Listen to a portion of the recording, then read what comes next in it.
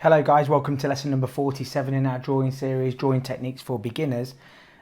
In the last lesson we plotted out our Statue of Liberty using the grid method. So what I've done is I've really lightened up my lines now, and I've taken the grid lines away as well. I'm just going to run through what we're going to be using for the entire project. There's been a couple of you that suggested this over on the Facebook group. So I'm going to be using a very soft brush. This is my kneaded eraser, as always. We've also got our mono zero eraser for taking out some very sort of detailed highlights. We're going to be working with the 2H pencil and the HB pencil mostly today, and also a 2B pencil, and I've got a 7B and our trusty black pencil crayon, so our coloured pencil. This is a Faber-Castell Polychromos black, and it's the Schwarz black 9201199. So that's literally what we're going to be using for the rest of the project, and I think that's quite a good idea actually. I know that we do jump around and using various different bits and bobs, but that's really going to be it for all of our projects. So I'll just put those over to the side, and taking our 2H pencil, what we're going to start doing to begin with is looking for some of these darkest areas, and we're just going to start getting some value down. So let's start. I'm going to start in the same point that we started with when we started plotting this out with the grid method. I did start with this central part of the crown, this spike. So what I'm doing is I'm using my tapered stroke, which is a pulling stroke towards me, and I'm building this value up with a series of lines. I'm not scribbling. If this is the first time that you visited the channel, I would really suggest going and checking out at least lessons 1 to 6. I know it's tempting to just jump straight in, but it's some of the techniques and methods that I'm teaching are quite different. So I've been hearing from what a lot of you have actually learnt in the past. There's a lot of bad habits that people have picked up. One of the cornerstones to this technique that I really am very fond of is we don't use blending stumps, we don't use tissue paper and things like that to blend, and I do go through the reasons why, but briefly we're going to damage the tooth of the paper. It's very difficult to take those very subtle values out with our kneaded eraser if we're ingraining the graphite down into the paper. And what a blending stump does is it pushes the tooth of the paper down, makes it very difficult to take any of the value out. What we also then get is we get a huge amount of what we call graphite shine. So run through lessons 1 to 6. Come and join us on the Facebook group. We're at Tutorial Tuesdays Beginner to Pro. If you search for that on your Facebook app, you will find us there, and if you just request to join the group, I'll be more than happy to accept that request. The group's growing fantastically well at the minute. We've got well over 3,500 members.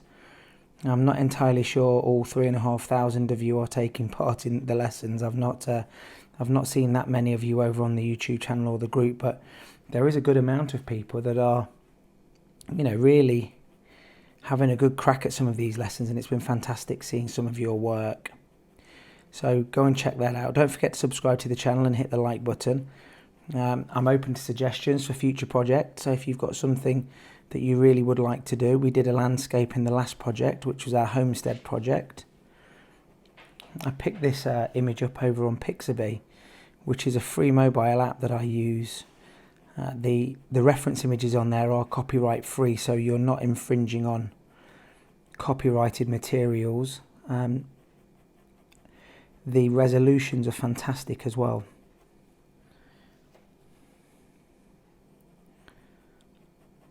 So I really would suggest going and checking that out. Okay, so I'm just looking at this. I don't actually know what these are called, so if some of you on the group can enlighten me to what these are called. Obviously you can tell by my accent that I am British. I do know that this Statue of Liberty came from France, and there is an exact replica over in Paris. I think it's on the River Seine. But I'm not entirely sure what these are called. What are they? They're spikes of some sort. I'm guessing this is a crown. But yeah, we've got some details in there that I want to make sure that we get in. There's obviously a slightly weathered look to it, but this layer of 2H on the 2H pencil, which is a very hard pencil, what we're really doing is we're just conditioning the paper.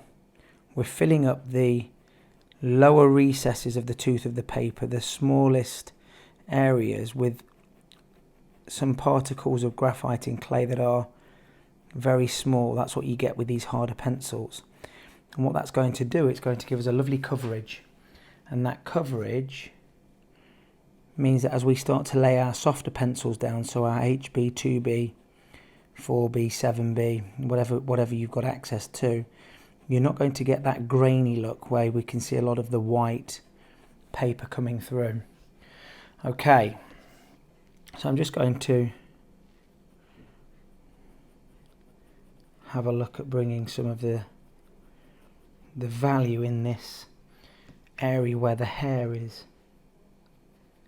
meeting the head. And what we have is we have a curvature, so we can see by this that this area here is dark and it progressively gets lighter until it reaches this highlighted area here. So what we've got an indication of is the sunlight is coming from the top area, maybe towards the left, and we can see that it's coming from the left if we look at the hand. So to get this represented as a curve which is coming out and back under, what we're going to do is we're just going to start bringing out some of that shaded area, still using the tapered stroke,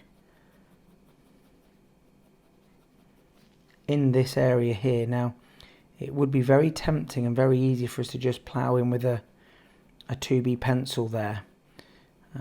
But what we're doing is like I said a few minutes ago, we're conditioning the paper. We're getting a lovely rich value by saturating the paper. And by doing so, we have a very realistic drawing, even if you look up close to it. You can still see the pencil strokes, which is something that I don't want to avoid. I want people to look at my work and say, from a distance, yes, it looks like a photograph or it looks realistic. But as you get up close to it, I just love the element of surprise that you get with some people when they get close to one of your pieces and go, oh, it's a drawing. I've said before in a few of the earlier lessons, I have a few pictures up on my wall that I've done of my daughters and of one of my dog as well. And people look at it and that's a nice picture, they say, and you know, maybe they're assuming that it's a black and white photo. And as they get closer to it, they go, oh, it's a drawing, I didn't realise that. So we want to try and keep that element, and this is what this technique gives us. It gives us that blend between looking realistic and also still holding that magical hand-drawn element to it. So yeah, so we've got this area under here that again is shaded. Now, one of the key principles that I do like to keep going over and getting you to understand is how light works. It works the same on anything, no matter what it is, whether it's a statue, a face, fur. The further away from the light source something is, the darker that is going to be. And we're looking for all of those opportunities to start pulling that out straight away. So I'm just going to find a little bit of a dark spot within these nostrils. So by identifying the direction of the light, we can then make sure that we are following those rules and all the shadows are in the same direction. The light is hitting pieces of in this case, the statue in a realistic way. We don't want conflicting shadows. The other thing that's really important to do from a very early stage in your drawing is try and start balancing the contrasts out. So it's really important that we identify on our drawing the darkest areas, and there's always going to be a few areas that are darker than anywhere else. So we're looking at these holes in the crown, they are very dark, and this area underneath the torch, so they're going to be our darkest areas. And where are our lightest areas? So our lightest areas are going to be under here, at the side of the hand here, and the side of this arm.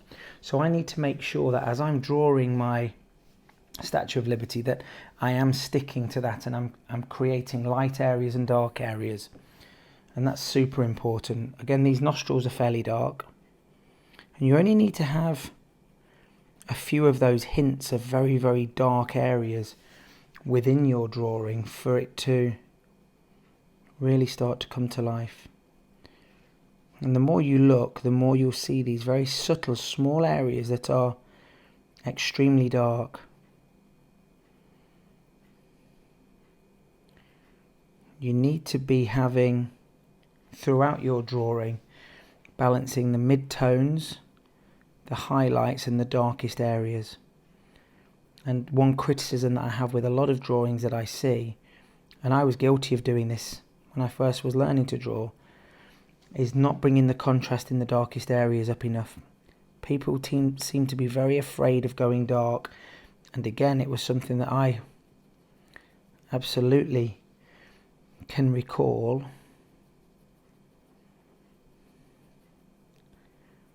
not wanting to push the darks enough, and it just gives you a very washed out look if all you've got is a few highlights and mid-tones. So contrast is king for me. So looking at these lips, we can tell that they are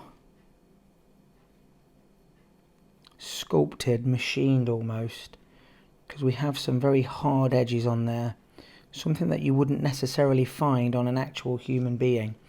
So if you take a close look at these lips, we've got a very hard edge, and what I mean by a hard edge is we've got a very, very definite edge to the value.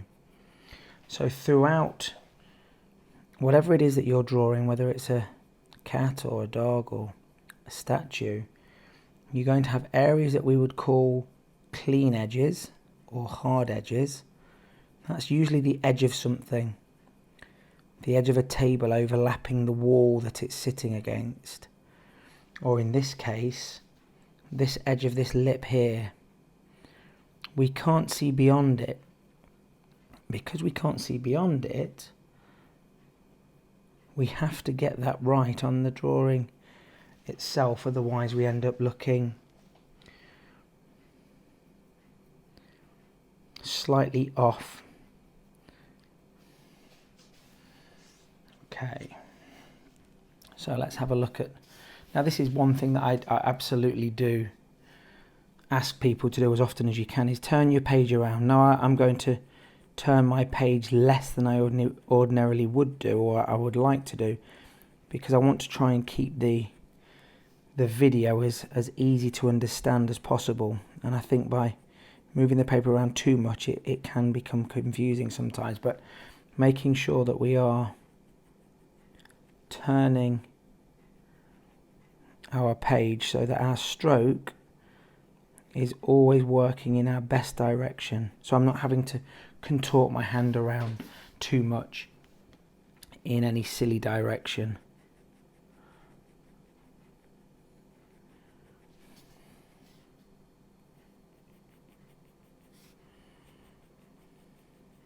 So again, I'm just looking at this separation between the head and the hairline, and we have a very distinct line in there, but it fades out either side.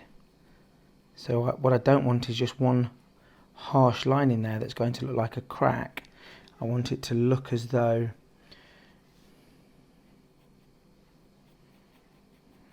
this piece of material, this, again, I'm not entirely sure what this is made out of. I'm not entirely sure what they make statues out of. Is it granite, sandstone possibly? I don't think it looks like quartz to me, but I'm sure some of you over on the the page will know.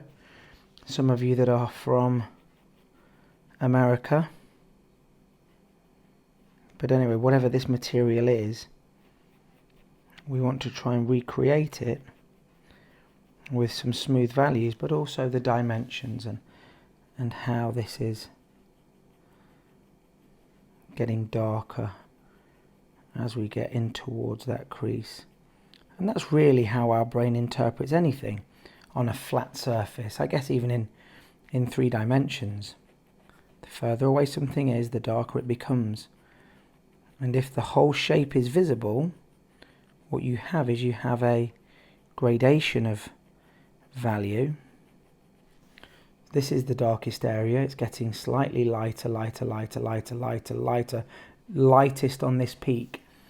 And that gives our brain the opportunity to interpret this as something that is round, something that has shape and curve. And your job is to try and find as many of those opportunities throughout your drawing to give the viewer the best opportunity at interpreting those darker shades as different forms, different angles, different shapes. So we've got a fairly dark area within this ear, and as you would no doubt understand, any hole or crevice is going to be fairly dark. That's why you tend to find that the pupils are always the darkest area in a portrait. Pupils and nostrils tend to be very dark. For that reason, the light is struggling to get in there. But even in your darkest areas, I can still see in here that we have a darker area even in the darkest areas. And it's so important that you try and figure those out and try and recreate it. So we don't just go in there. So this is one of those clean edges that I was talking about, or a hard edge. We have this edge of the clothing, the robes, overlapping the face, and you can see a definite distinction between those 2 values, which is very different to, let's say, the values within this ear. We can see that this is the end of something and this is sitting behind this. So I'm going to work away from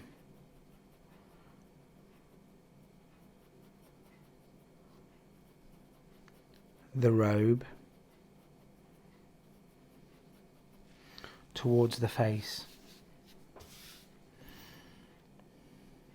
Now, like I say, I'm only using my 2H pencil at the minute.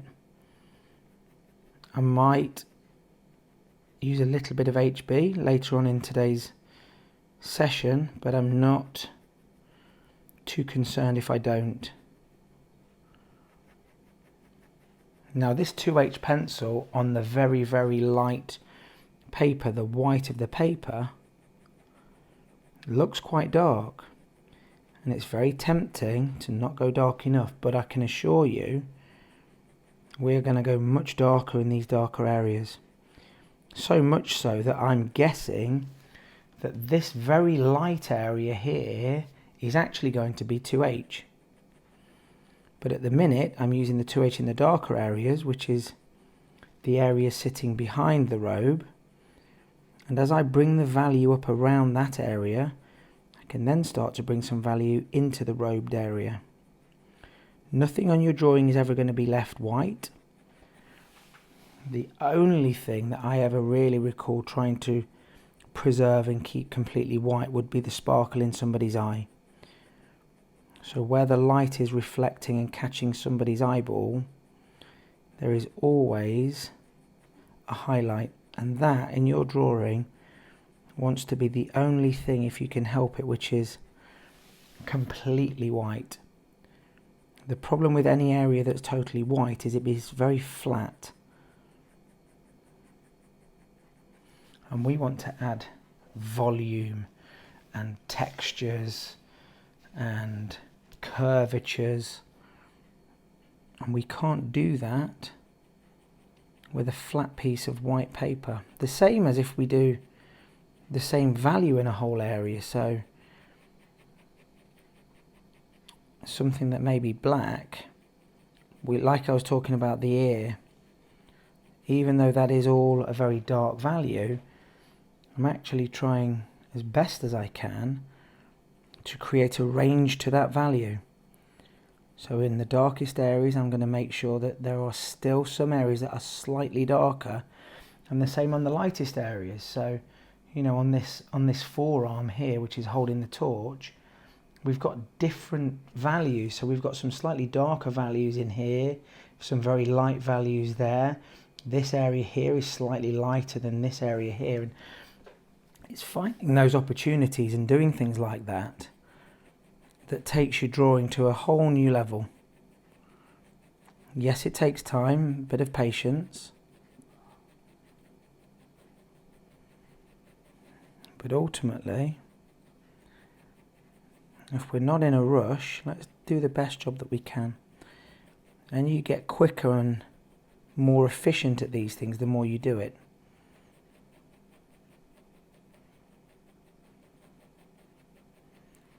So some drawings it would have taken me 20, 30 hours to do, I could probably do them in 15, 10 maybe. But again, it's not a race, it's not a competition. I see a lot of people taking great pride in the fact that they've been working on a drawing for 50, 60 hours. That's fantastic, and you know, you can do an awful lot with 50 or 60 hours, particularly if the drawing that you are working on is the size of a billboard. You can have these super hyper realistic drawings. Well, that's not something that I'm trying to get across at the minute. If that's something that you go on to do, brilliant. I would love to see some of your work. There's an artist that keeps popping up on various different art groups. I'm unsure of the name. I think it's a female. And she does these wonderful, super realistic pictures. And I think she's currently doing a picture. It's of an older guy with some glasses on. And she keeps posting up work in progress, small videos sometimes, and things like that. But you know, these things are taking her months to do. They're absolutely massive, but they're wonderful pieces. Don't get me wrong, but you know, I want to try and get across to you a method where you're going to be able to do commissions for people, and it's not going to take you 9 months to draw something that ultimately looks exactly like the photograph, which is wonderful, and it's something to be applauded. But for me, I like to spend a good few hours on something and then be able to put it on my wall or in a picture frame for somebody. Okay, so I'm just going to start now just to add a little bit of value in these very dark areas, these holes that seem to appear. These are going to be something that really catches the eye. I've said before in numerous videos that I'm not entirely sure whether it's the highlighted areas or the very dark areas that catch somebody's eye. It's one of those two or a combination of the two. I've seen some drawings where it's the very subtle light areas, the little reflections on a drawing, and then there are others where it's the dark, the very dark eyebrows or very, very dark pupils around the eyes, or you know, the colour of the eyes or the lips sitting on quite a light backgrounded face that for me, you know, catches my eye. But it's definitely one of those two, so I like to try and make sure that I pay particular attention to those types of areas within our drawing. So I'm going to get some value down in these dark holes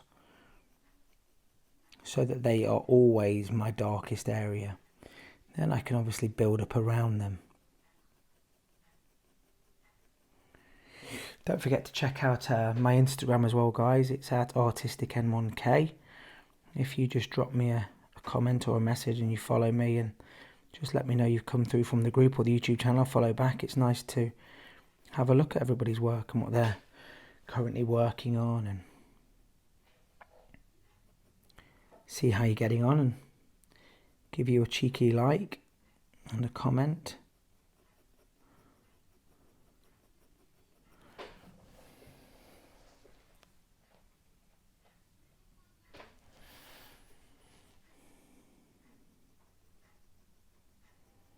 Just make sure when you've put these holes in that you've got the right amount in there. It's very similar to drawing teeth. I've done a few portraits before where I've not counted the teeth and I've got one missing or one too many. So it's always important just to get these things right, because somebody's going to look at your portrait of the Statue of Liberty and they're going to know exactly how many holes there are.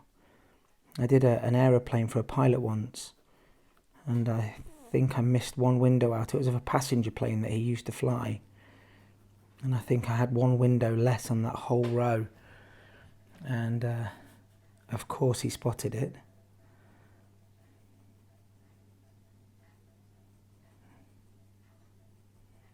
But when it's something as important as teeth, it's a habit that I learned very quickly once and it wasn't on anything in particular. I think I used to really enjoy drawing celebrities because it was a real test of my skill, that if I could show it to one of my family members or somebody close by and they could recognise them, then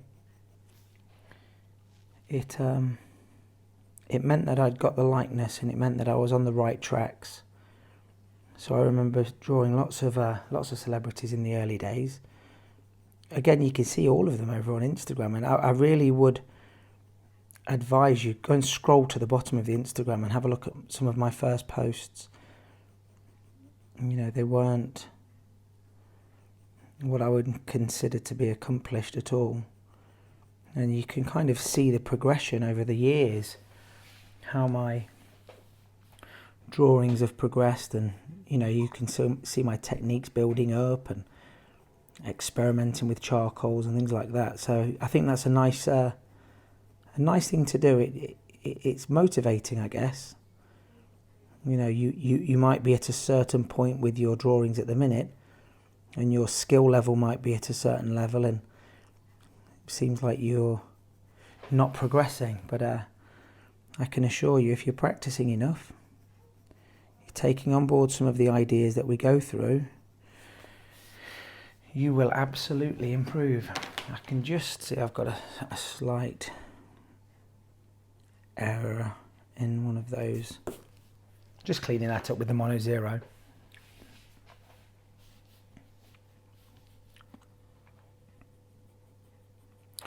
So I'm sort of conscious of the time now. I do like to keep these videos to around about the half an hour length. And I'm just conscious now that we are sitting at around 29 minutes. So what I'm going to continue doing is I'm continuing with this 2H pencil. We'll start with the HB pencil next week. So what I'd like you to do before the next session is continue finding these darkest areas. So certainly these areas in the crown. I'm going to get some value into all of these spikes, and I'm going to get some value in and around the hand area and the torch underneath. Don't go too far with it. Don't go rushing ahead. Certainly something that I used to do when I was drawing along with various art tutors online for, you know, a couple of years. I used to like to go ahead and I'd end up missing out something or getting something slightly wrong. So that slower pace and just keeping up with the art teacher was always something that I felt really helped me. So continue getting these darker areas in. Add some value into the the eyes, maybe a little bit in the robe there. And we'll continue the next session with the HB pencil. So we'll be working HB and 2H next week, or next session, which I guess will be at the weekend if you're viewing this on Tuesday. Don't feel like there's a real need and a rush to keep up with us though. Don't rush your work. So, as always, thank you so much for supporting the channel. Thank you so much for being a great member of the group. Come and join us if you haven't already done so. It's nice to share your work on there. We're quite an adult group. We're supportive, and I like to think it's a nice, friendly environment for people to express themselves, not be afraid of ridicule and people telling you rubbish and whatnot. So yeah, come and join us. But thanks so much for watching the channel. I'm going to continue just adding these darker values with the 2H pencil, and I'll see you guys and girls in the next video. Thanks so much for watching and supporting me. See you soon. Hit subscribe, smack the notifications button, follow me on Facebook, Instagram and Twitter.